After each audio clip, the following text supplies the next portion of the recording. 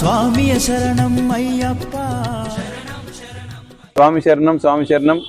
మన యాత్ర బ్రహ్మాండంగా 30 రోజులు నిన్నటితో పూర్తయింది. ఇలా 31వ రోజు 760 కిలోమీటర్లు నడిచినాం. అందరం కూడా అందరు స్వాములు సంపూర్ణ ఆరోగ్యంగా ఉన్నారు. దీనికి అంతటికి కూడా కారణం మా దైవ సమానులు గురుస్వామి గారి యొక్క సంకల్ప బలం. అందరు స్వాములు మంచి క్షేమంగా ఉన్నారు.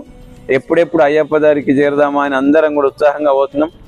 రోజు కూడా భిక్షలు అల్పాహారాలు అనేక మంది దాతలు ముందుకొస్తున్నారు. ఈరోజు మేము చేసే ప్రతి కార్యక్రమాన్ని మా కుటుంబ సభ్యులకు కానీ మా ప్రాంతంలో ఉన్న ప్రజలందరికీ చూపిస్తున్న మా ఎంకన్న ఎస్ఎస్ కేబుల్ రిపోర్టర్ మా బామ్మారి ఎంకన్న బిడ్డ మిల్కీ ఇవాళ జన్మదినం, నిష్ణారావు జన్మదినం. మా నిష్ణ ఆ గతంలో అయ్యప్ప మాల కూడా వేసింది కన్నస్వామిగా.